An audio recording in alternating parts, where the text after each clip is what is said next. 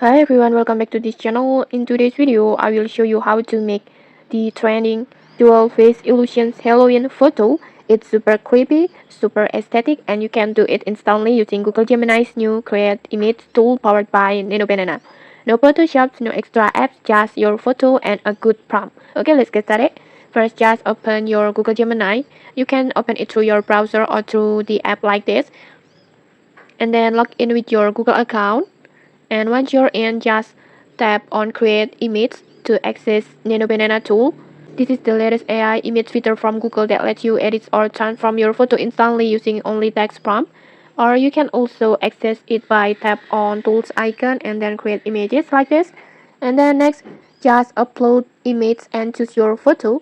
Make sure it's a clear portrait with your face should be visible with good lighting. This tool will work best when the face is centered and not heavily filtered. And then next, just tap on plus button and then gallery and then just choose your photo. And then now comes the fun part. Let's writing a prompt. Before I already prepared one prompt that I use for the trending effect. This trending effect like this. You can just screenshot my prompt and then just copy it, and then feel free to tweak this prompt to fit your styles. And then next I will just copy my prompt, go back to Gemini and then paste it, and when you're done just tap on generate.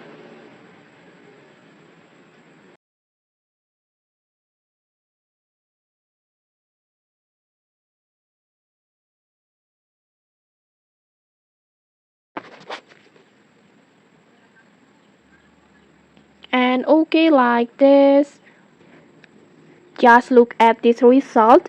The dual face illusions effect looks insane. It's creepy but artistic, perfect for Halloween pose.